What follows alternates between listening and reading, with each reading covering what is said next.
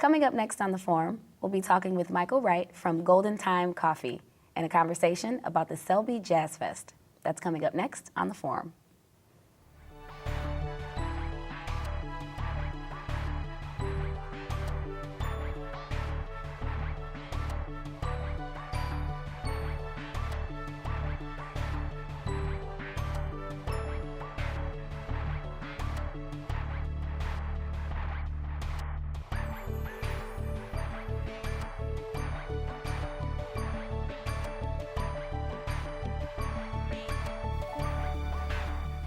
Good afternoon. You are now watching the SPNN Forum. I'm your host, Sanni Brown, and sitting with me today is Mychael Wright, and he is the head and chief. Well, founding father, they call me. Founding father of the Selby Avenue Jazz Fest. Of the Selby Avenue Jazz Fest and also of Golden Thyme Coffee. Yes. Tell us a little bit about yourself and how Golden Thyme Coffee got started. Wow. Well, I used to run a large entertainment complex and was exposed to a lot of, whether it be HBO and KDWB, Star Party, to name just a few things I've been involved with. Okay.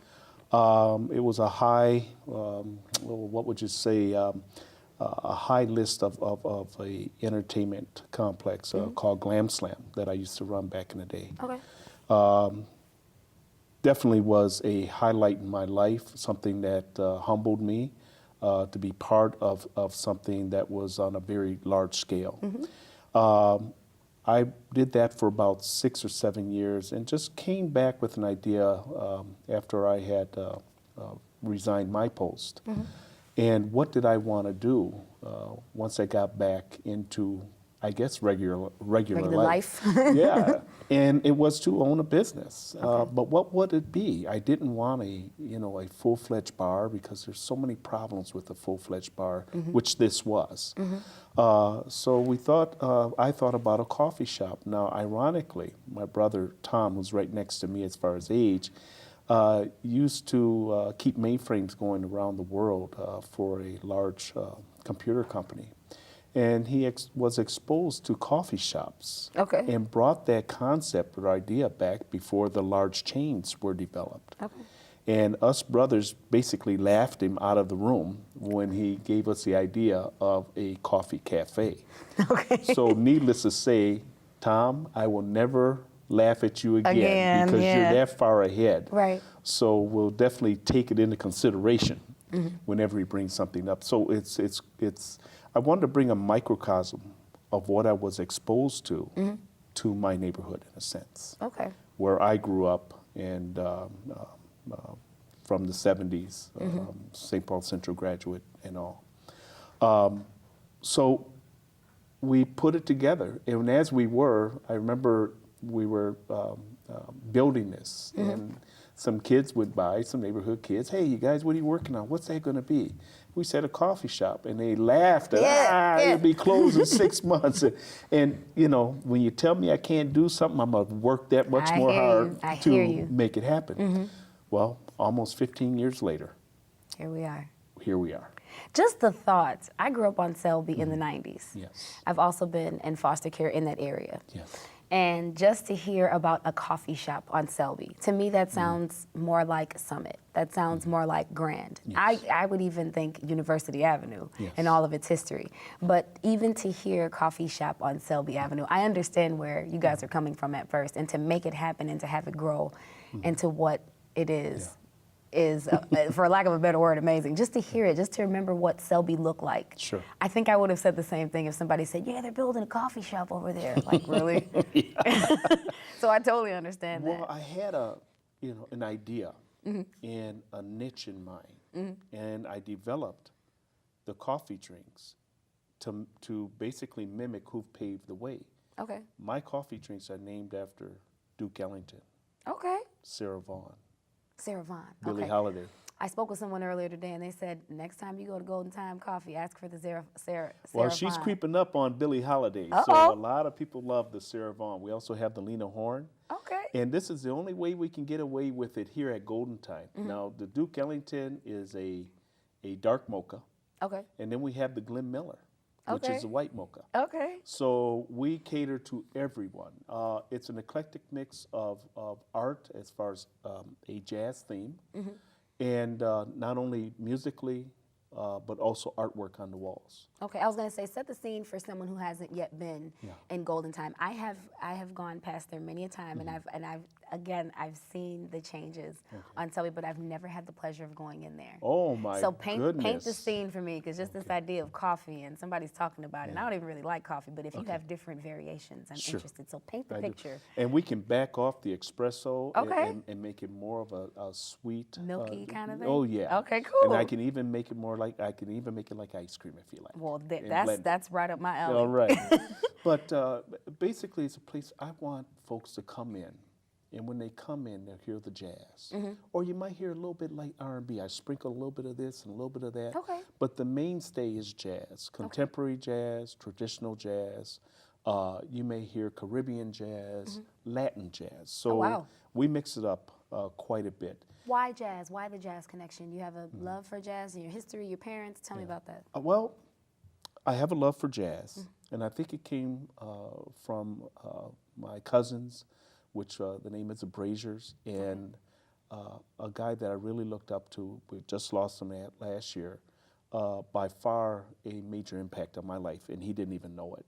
As you never know who's watching you from afar, because I was a very introverted young man and really didn't know how to explain myself to anybody, my feeling, or express myself. Thank you to my uncle. But had an opportunity to tell him what he meant to me, where I would visit their home. And he was a jazz player from St. Louis and to New York and all that good stuff. And you would hear him upstairs playing his scales on his saxophone or playing the scales on his clarinet. Or his son would be downstairs, practicing his drums. And they were very serious about that music. Or you would go in and smell his Cuban cigars or his pipe. So it kind of gave me a sense of how I wanted to carry myself. Okay. But the jazz influence, I feel, came from them. Okay. And so, and also what I was exposed to through the club business. And I wanted to bring that classiness. I wanted to bring not pretentiousness, but also a sense of being in a place where you can let your hair down. You can just lay back. It took a while for us to get our people to understand how to sit down for a minute or two. We're so bombarded with communication that we don't know how to be still. When you say our people, what do you mean? Are you speaking in age? Are you speaking in culture? Are you speaking in just Selby? I'm speaking of culture, our black folks in our community initially. Okay. I'm telling you, a coffee spot on Selby. Yeah, I hear you.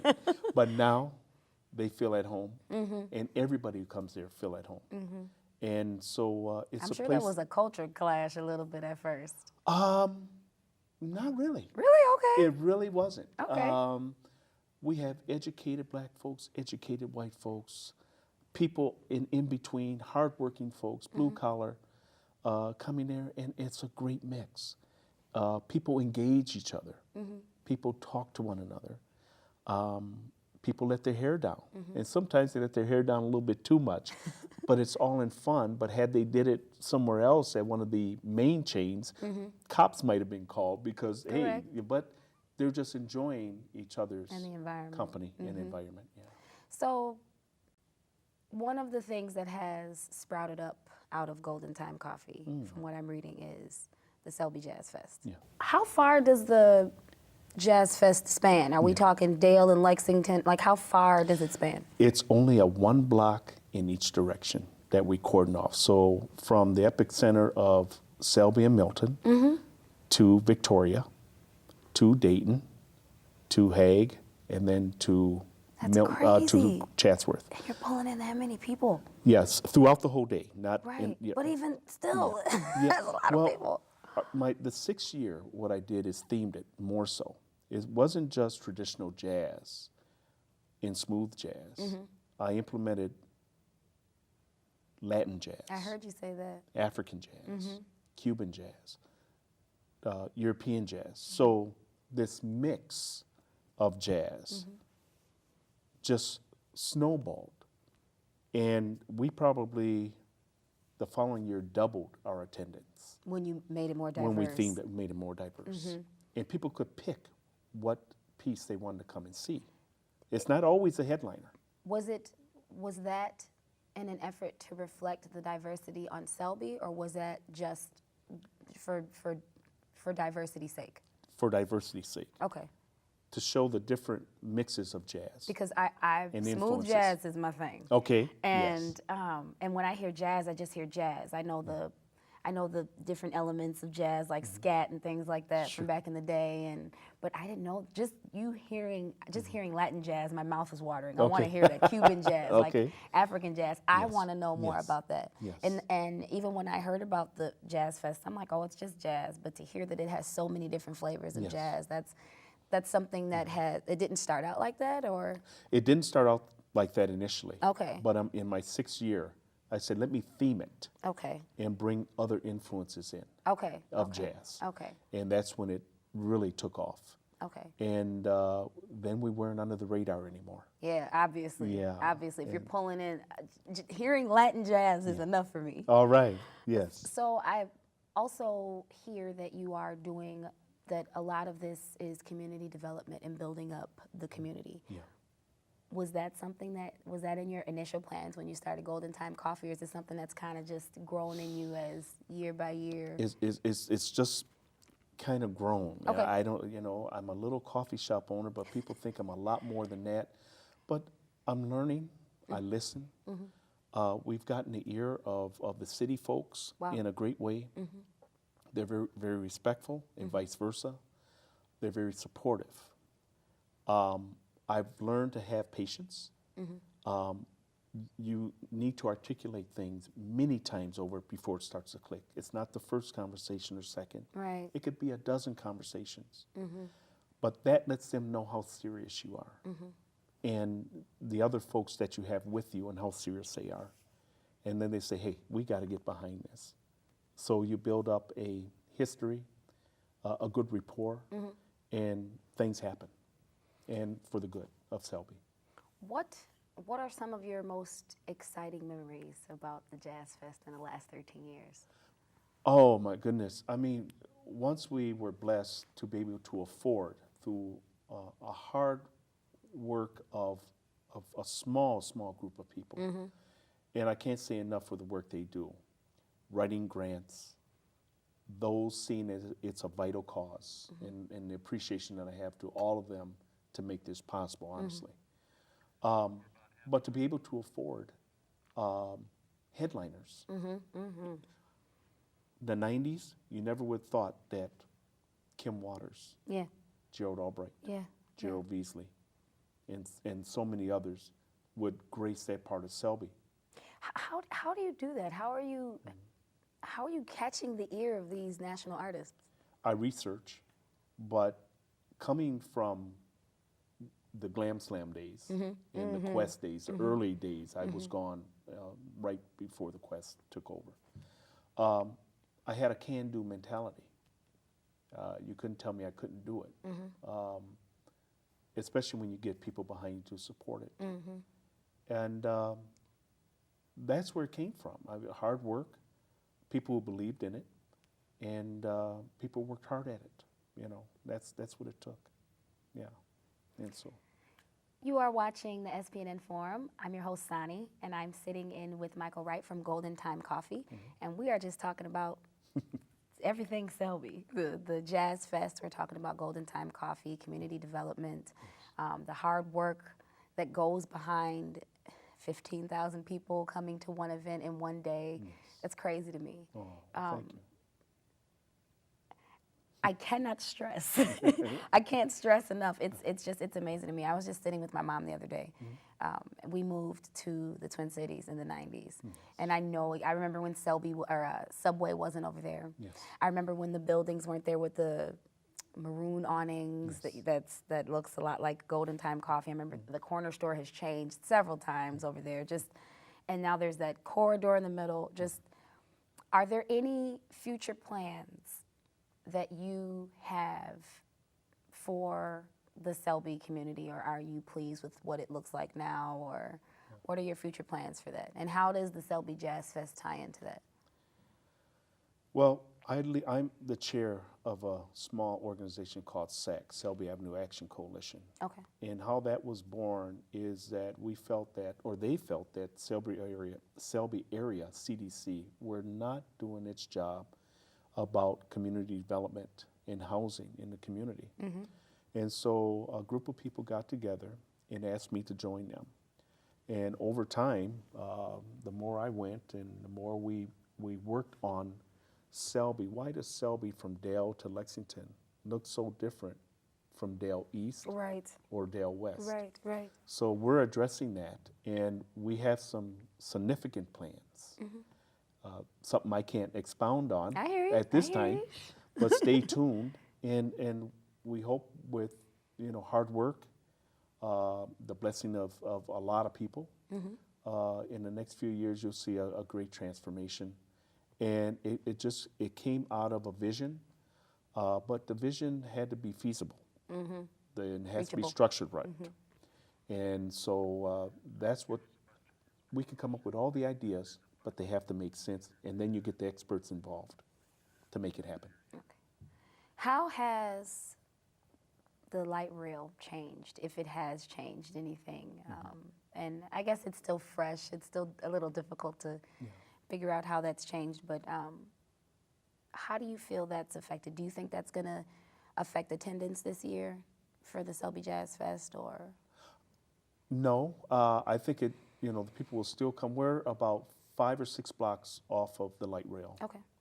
And so we still want to have that connection with the Greenway, mm-hmm. or with the light rail, light transit, mm-hmm. Coming up to Selby. Selby's a halfway, or as one of our ex-councilman said, the 50-yard mark from University to Grand Avenue. Okay. So we want to focus on making that a vital corridor from Dale to Lexington. Bring the level of beauty up as mm-hmm. far as stores are concerned, galleries, mm-hmm. Other shops, other eateries. We don't want anything in that area any different. You may have more businesses serviced by people with a little different hue, that's mm-hmm, all. Mm-hmm. But we want to be able to say welcome from the outside as well as the inside, and make it very pedestrian friendly, mm-hmm. Like any other nice area of St. Paul. Okay. Mm-hmm. It does. It looks very classy. Oh, thank you. Very, very classy. So let's get more into the details of the Jazz Fest. Sure. Who will be showing up this year? Who's headlining? Tell us some of the local acts, tell us some of the national acts. Okay. The headliner this year, we're blessed to have Harvey Mason. Okay. Harvey Mason was a drummer and probably still is at times with Foreplay. Okay. He has embarked on his own adventure as far as music is concerned, and has been touring the world. So we're blessed to get Mr. Mason on the 13th of September, Saturday, mm-hmm. September 13th. And he has played with people from Barbra Streisand to Mary J. Blige to an array of folks, a list longer than my arm. And he goes way back. So he has a little bit of that R&B, a little bit of funk with him in a jazz mentality. So I'm sure he's going to bring the energy. Mm-hmm. He's 10-time Grammy nominated. And so, again, we're blessed to have him be part of this year's Selby Avenue Jazz Fest as a headliner. Is there a selection process you guys do every year for the headliners? Honestly, Sanni, it's just me. It's me from A to Z. Okay. And so when you say that, what do you mean? I sit down and I create who it is that is going to come to the Jazz Fest. We have some mainstays. Mm-hmm. Walker West Music Academy is a solid rock in our community, mm-hmm. and they have a wealth of talent, as well as the Twin Cities. But they have done so much, and they're always a part and always welcome to be part of the Jazz Fest. Their students and mm-hmm. also their instructors mm-hmm. are on stage together, where the parents can come and see the kids as they progress. Mm-hmm.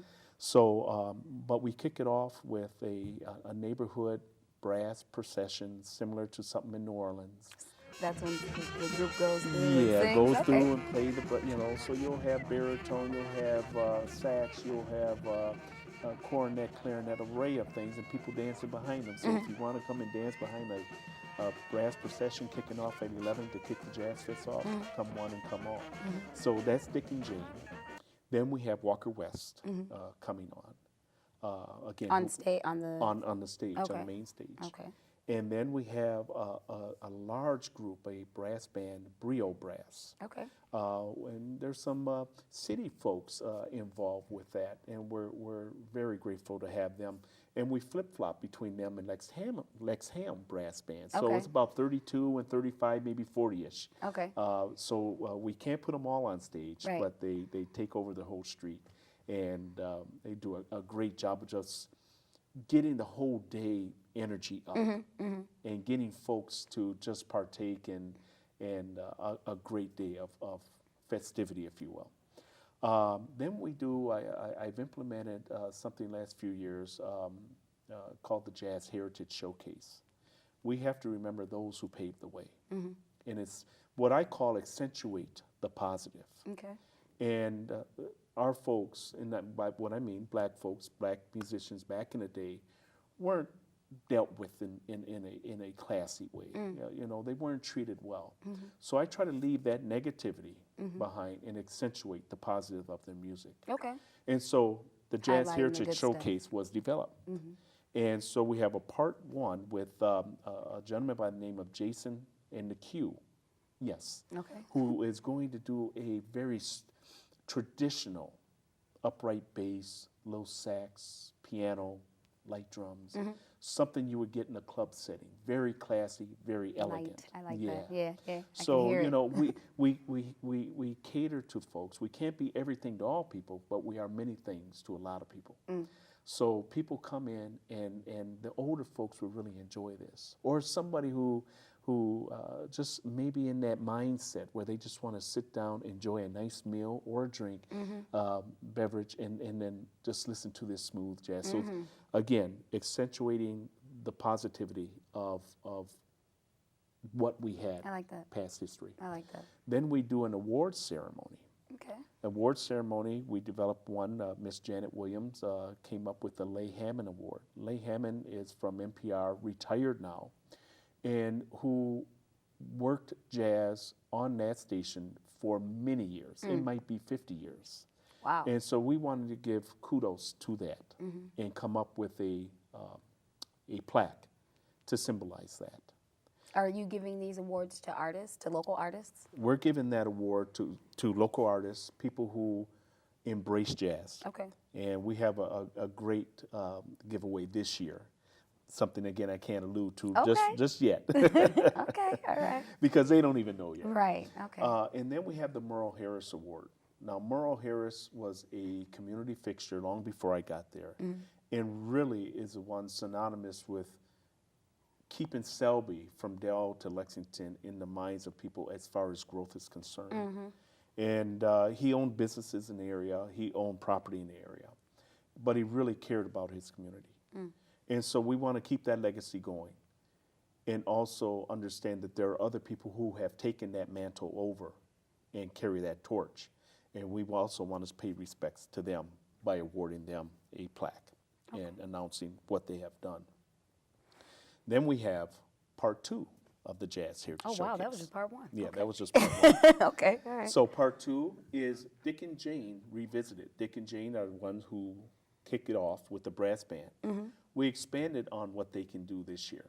And so they're going to grace the stage, and Tom Wells, who is our next door neighbor to the shop, actually, which allows us to call his home the Music House Jazz Fest Day. Okay. So a lot of the musicians and players who grace the stage are free to go in the house and get a little something to drink, Oh, or wow. just especially for the headliner. And it's a beautiful home, very comforting. And so Tom Wells, Dick and Jane, with featuring Maurice Jaycox. Okay. And so they're going to do their rendition of the second part of the Jazz Heritage Showcase. Oh, okay. So, Tom's going to expand his horizons, but they're very excited to be part of this. And then we have the co-headliner is Danny Coons. Okay. Danny, what can I say? Energy, funky. Anytime. And when you say play that music, white boy, he can play that music. Okay. And so Danny's going to bring it with his band.